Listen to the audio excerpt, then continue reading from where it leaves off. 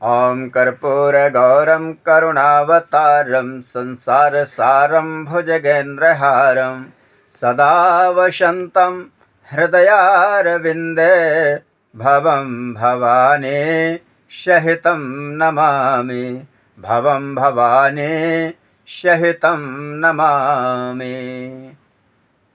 नमस्कार प्रिय दर्शकों, आज 24 जुलाई 2026 में एस्ट्रो पाराशर बेंडर विथ में आपका स्वागत है।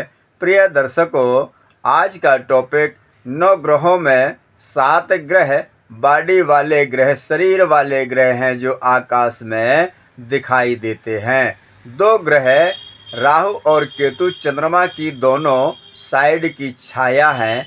तो ये 9 ग्रह इस पृथ्वी के हाई पावर कैमरों की भांति नज़र इस पृथ्वी पर रखते हैं, हमारे एक एक एक्ट को कैच करते हैं। पृथ्वी पे हर एक जीव वस्तु की फिल्म रिकॉर्ड कर लेते हैं।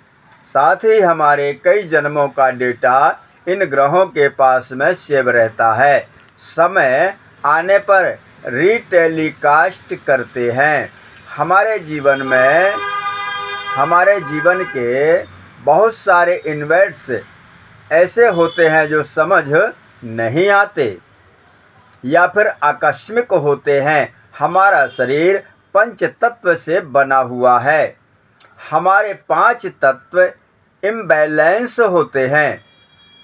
वही ईश्वर स्वयं पंच तत्व है जिनके पास ये 5 तत्व बैलेंस होते हैं। इसलिए वो भगवान है और हमारे पास 5 तत्व इम्बैलेंस हैं। इसलिए हमारा कभी अग्नि तत्व बिगड़ जाता है तो एंगर महसूस होता है, कभी जल तत्व बिगड़ जाता है तो हमारे इमोश टर्मुनेस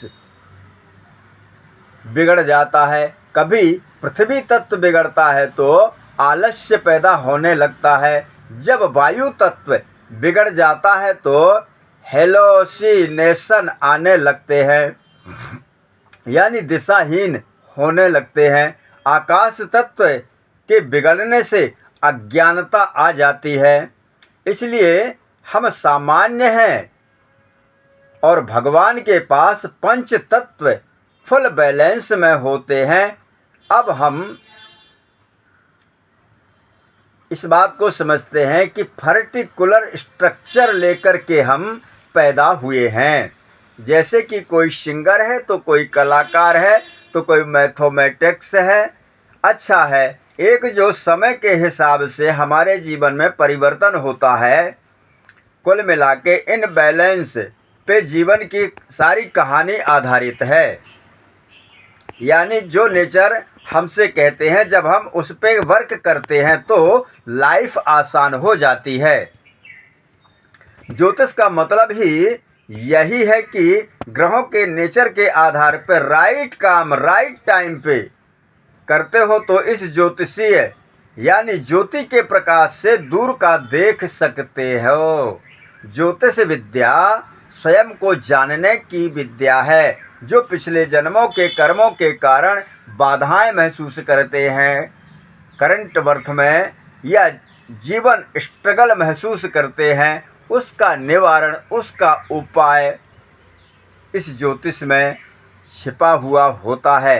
प्रिय दर्शकों, आज तक के लिए आप सबको मेरा नमस्कार। फिर मिलते हैं अगले वीडियो में।